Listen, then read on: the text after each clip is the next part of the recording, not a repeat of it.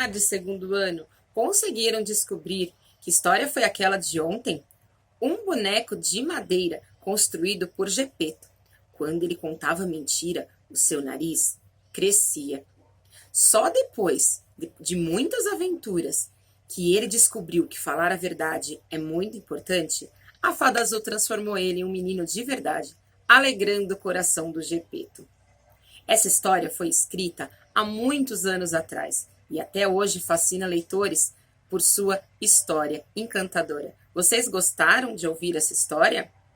Qual foi o trecho preferido de vocês? Escreve para eu saber ou me contem quando voltarem às aulas. Abram a apostila na página 39 de português.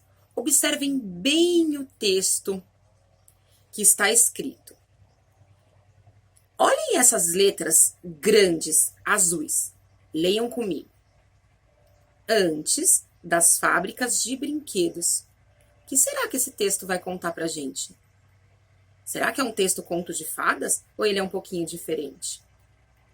Ele tem bem em cima escrito Folha de São Paulo no canto direito. No outro canto esquerdo está escrito menorzinho, Folhinha, sábado, 2 de outubro de 2004. Depois tem umas letras abaixo da cor azul. Está escrito assim: no passado, bonecas, bolas e carrinhos eram feitos à mão. O que será que esse texto vai dizer pra gente? Um texto que tem data, tem 2 colunas e o nome Folha de São Paulo. Onde será que a gente encontra esse tipo de texto? Pensem direitinho e vamos conversar disso daqui a pouco. Quando não existia fábrica de boneca e de peão, os pais foram artesãos dos brinquedos dos filhos em diferentes períodos da história. Muitos e muitos anos atrás, no tempo dos castelos, crianças camponesas ganhavam brinquedos confeccionados em casa.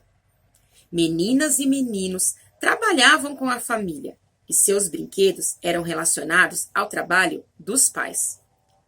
A nobreza, para preparar os filhos para a cavalaria, presenteava as crianças com cavalinhos de pau ou soldados de madeira, geralmente feito por artesãos da época. Alguns séculos depois, uma mudança radical no modo de produzir tudo que as pessoas usavam no dia a dia provocou uma revolução no mundo. Ela foi batizada de Revolução Industrial, que ocorreu na Inglaterra, e de lá espalhou-se para outros países. Objetos que antes eram feitos manualmente passaram a ser produzidos por máquinas em fábricas em grande quantidade. O mesmo ocorreu com a indústria de brinquedos.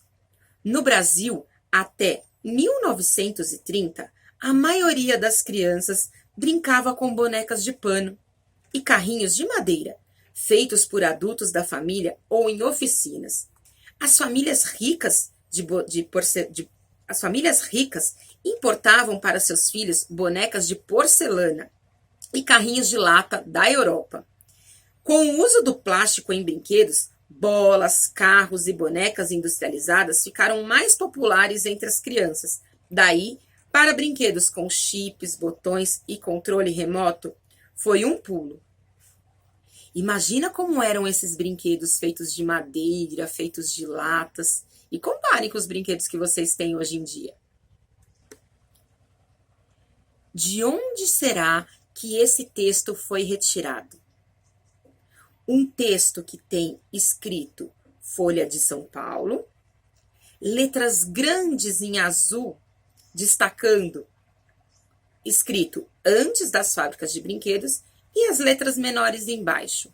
De onde vocês acham que foi retirado esse texto?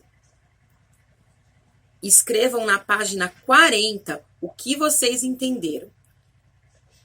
Coloquem o seu palpite de onde foi retirado esse texto, como você fez essa descoberta, para quem você acha que esse texto foi escrito e por quê?